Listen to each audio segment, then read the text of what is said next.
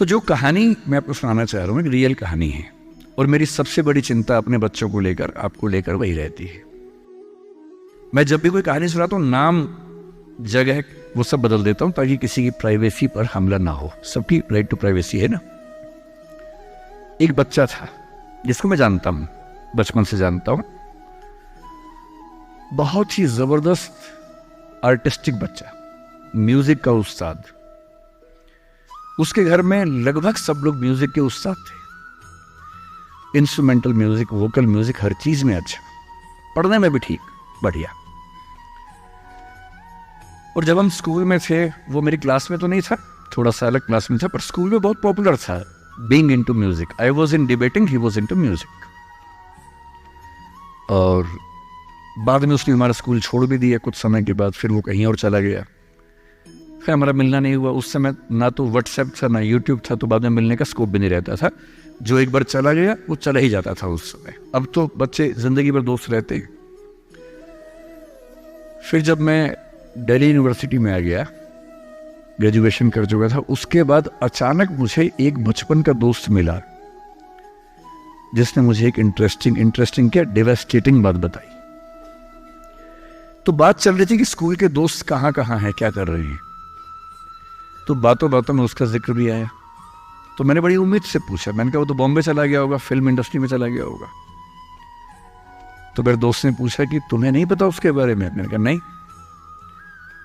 उसने कहा यार वो जेल में है,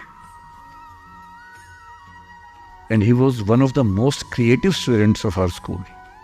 मैंने कहा जेल में क्यों है? बोले सच में नहीं पता। मैंने कहा सच में नहीं पता मुझे। बोले वो ग्रेजुएशन करने के लिए जब गया तो पता नहीं क्या हुआ, उसकी थोड़ी संगति खराब हो गई। बैड कंपनी जिसको हम बोलते हैं, जो इस उम्र में अच्छी लगती है, वही वाली। तो कॉलेज लाइफ में थोड़ी बहुत बैड कंपनी सबकी होती ही है, हल्की फुल्की होती है, एक सामान्य बात है। अच्छा, बच्चा बच्चा ना रहे ये भी तो अच्छी बात है ना। थोड़ा बचपन तो जीना भी चाहिए, थोड़ा शरारतें करनी भी चाहिए। पर किसी किसी का दुर्भाग्य होता है कि ज्यादा हो जाता है। उसके साथ ऐसा हुआ। उस सब प्रोसेस में उसको ड्रग्स की आदत लग गई। और ड्रग्स एक ऐसी चीज है, एडिक्शन ऐसी चीज है कि उसमें वन वे रास्ता होता है, टू वे नहीं होता है। आप जा सकते हैं, वापस नहीं आ सकते। मतलब 1000 लोग जाएंगे तो उनमें से एक आध वापस आएगा, वो भी इतने मुश्किलों से जो ऑलमोस्ट इम्पॉसिबल है। I have seen many such cases. Social welfare department से मेरे कई दोस्त ऑफिसर से, तो मैं उनसे जब पूछता हूँ बताते हैं, मैंने ऐसे लोगों को देखा है 10-10 साल से स्ट्रगल कर रहे हैं एडिक्शन से बाहर आने के, नहीं आ पा रहे, खत्म हो गए हैं। उस बच्चे को ड्रग्स की आदत पड़ गई कॉलेज में जाके, पेरेंट्स को पता ही नहीं था। तो जब पेरेंट्स को भनक लगी तो उसको दबाव बनाया कि तुम घर आ जाओ। अब वो जिस कंपनी में था, दोस्तों वाली कंपनी में, वहां अब ड्रग्स बहुत महंगे होते थे, पैसे घर से बहुत कम आते थे, जितने पैसे एक मिडिल क्लास फैमिली दे सकती है। अब वो घर से ज्यादा पैसे मांगने लगा, पैसे मिलते नहीं थे। उसको अपने ही घर के लोगों पर गुस्सा आने लगा। तो एक बार वो अपने घर आया हुआ था छुट्टियों में, और वहां भी वो कुछ कुछ करता रहता था।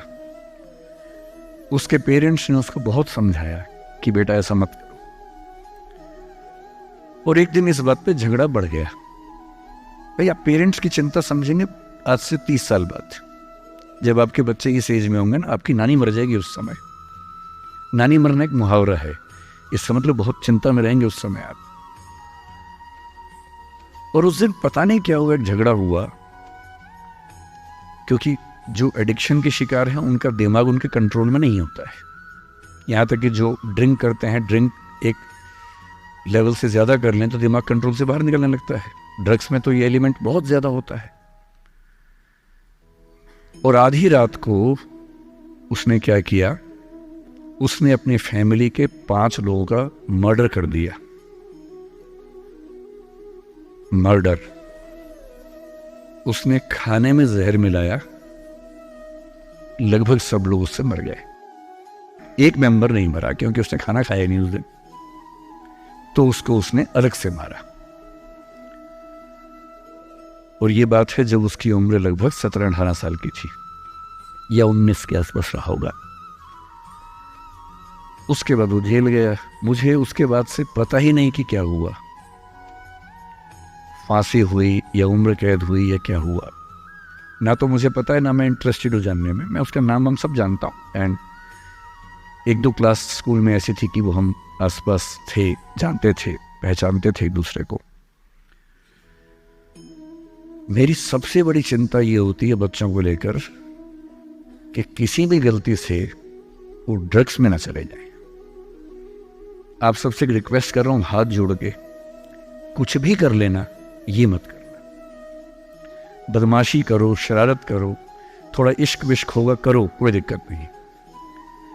किसी को चीट मत करना, ड्रग्स में मत जाना, क्योंकि इन रास्तों पे जाने के बाद वापसी का रास्ता नहीं है, पूरी जिंदगी खत्म हो जाती है।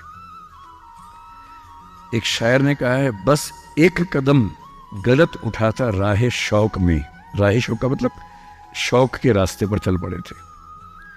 बस एक कदम गलत उठाता राह शौक में, मंजिल तमाम उम्र मुझे ढूंढती रही। मेरी मंजिल जिंदगी भर मुझे ढूंढती रही, कहाँ चला गया? सिर्फ एक गलती हुई थी और उस एक गलती ने कहीं का नहीं छोड़ा। आपको लग रहा होगा कि ये तो पापा जैसा है, प्रीच कर रहा है हमें, पापा डोंट प्रीच वाला भाव मन में आ रहा होगा अपनों के, पर मेरा काम ही ये है, मैं क्या करूं। मुझे जितनी चिंता अपने बच्चे की उतनी आपकी चिंता है, तो मैं तो बोलूंगा। आप मानेंगे नहीं मानेंगे आपकी मर्जी है, लेकिन ईश्वर ना करे कुछ गलती हुई तो बाद में आप इस बात को याद जरूर करेंगे कि किसी ने समझाया था हाथ जोड़कर, और हम उसके बाद भी नहीं समझे थे। कुछ भी करना, उस रास्ते पर मत जाना।